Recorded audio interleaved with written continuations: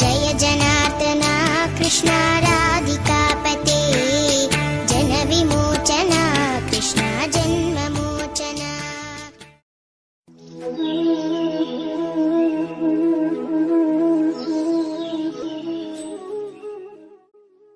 தற்பொழுது நடந்து வருவது 7வது மன்வந்திரம். விவஸ்வான் என்பவனின் மகனான சிரார்த்த தேவன் 7வது மன்வந்திரத்தின் அதிபதியாய் உள்ளார். இவருக்கு வைவசு மனு என்ற வேறு பெயர் உண்டு. வைவசு மனுவிற்கு 10 புதல்வர்கள். இக்ஷ்வாகு, நாபகர், திருஷ்டர், சையாதி, நருஷ்யந்தன், நபாகன், திஷ்டன், கருச்சகன், பிருச்சத்திரன், வசுமான் என்பவர்களே அவர்கள். ஆதித்யர், வசுக்கள், ருத்திரர்கள், விஸ்வதேவர்கள் இக்காலத்தில் தேவர்களாம். இந்திரன், புரந்தரன், காசிபர், அத்திரி, வசிஷ்டர், விஸ்வாமித்திரர், கௌதமர், ஜமதக்னி, பரத்வாஜர் போன்றோர் சப்த ரிஷிகள். இந்த 7ஆம் மன்வந்திரத்தில் மகாவிஷ்ணு காசிபருக்கும் அதிதிக்கும் மகனாக வாமன உருவத்துடன் அவதாரம் செய்தார்.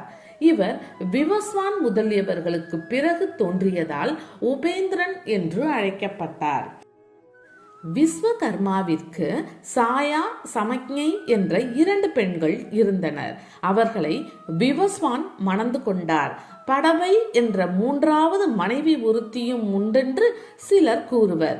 இதில் 2வது மனைவியான சமக்ஞைக்கு யமன், சிரார்த்ததேவன் என்ற 2 பிள்ளைகள் பிறந்தனர். யமுனை என்ற பெண்ணும் பிறந்தாள்.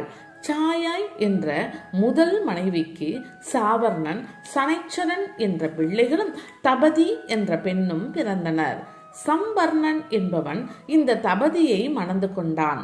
சாயையின் முதல் மகனான சாவர்ணன் 8வது மன்வந்திரத்தில் மனுவாக போகின்றவர். அப்பொழுது அவருக்கு நிர்மோகன், விரஜஸ்கன் என்போர் பிள்ளைகளாக பிறப்பர். 8வது மன்வந்திரத்தில் அமிர்தத்தின் நிறம் கொண்ட சுதபஸ் என்பவர்கள் தேவர்களாய் இருப்பார்கள். பலி அப்பொழுது அவர்களுக்கு இந்திரனாக இருப்பார். 7வது மன்வந்திரத்தில் வாமனருக்கு 3 அடி மண் கொடுத்து அந்த புண்ணியத்தால் 8வது மன்வந்திரத்தில் இந்திர பதவியை அடைந்து பின்னர் மோட்சத்தை அடைவார். காலவர், தீப்திபன், பரசுராமன், அஸ்வத்தாமன், கிருபர், ரிஷியசிங்கர், வியாசர் போன்றோர் 8ஆம் மன்வந்திரத்தின் சப்த ரிஷிகள் ஆவர். அந்த மன்வந்திரத்தில் மகாவிஷ்ணு சார்வபௌமர் என்ற பெயருடன் சரஸ்வதி நதி தீரத்தில் அவதாரம் செய்வார். அப்பொழுது இந்திரனிடம் உள்ள சொர்க்கத்தை பிடுங்கி அதனை பலியிடம் கொடுப்பார்.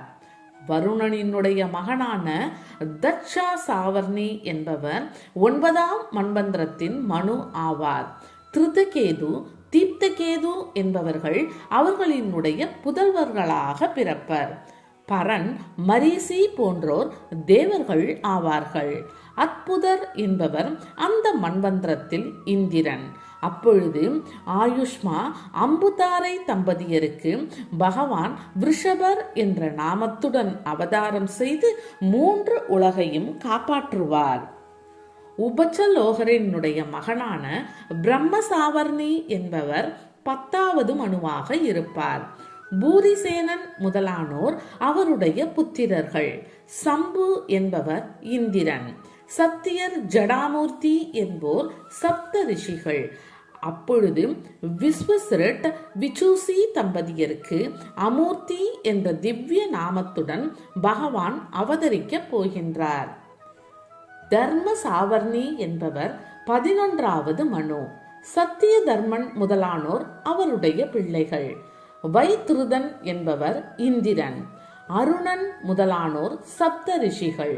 அப்பொழுது சூரியகர் என்பவரின் மகனாக தர்மசேது என்ற பெயருடன் பகவான் அவதாரம் செய்வார்.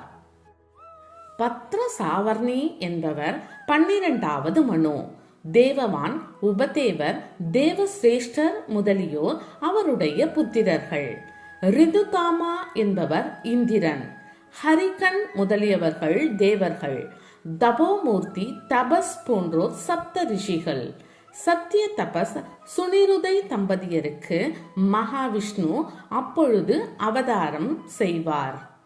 தேவ சாவர்ணி என்பவர் 13வது மனு.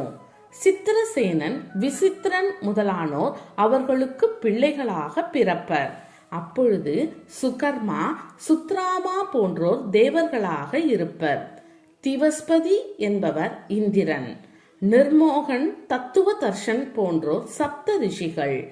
தேவ கோத்திரர் பிரகதி தம்பதியருக்கு பகவான் யோகேசர் என்ற திவ்ய நாமத்துடன் அவதாரம் செய்வார். இந்திர சாவர்ணி என்பவர் 14வது மனு.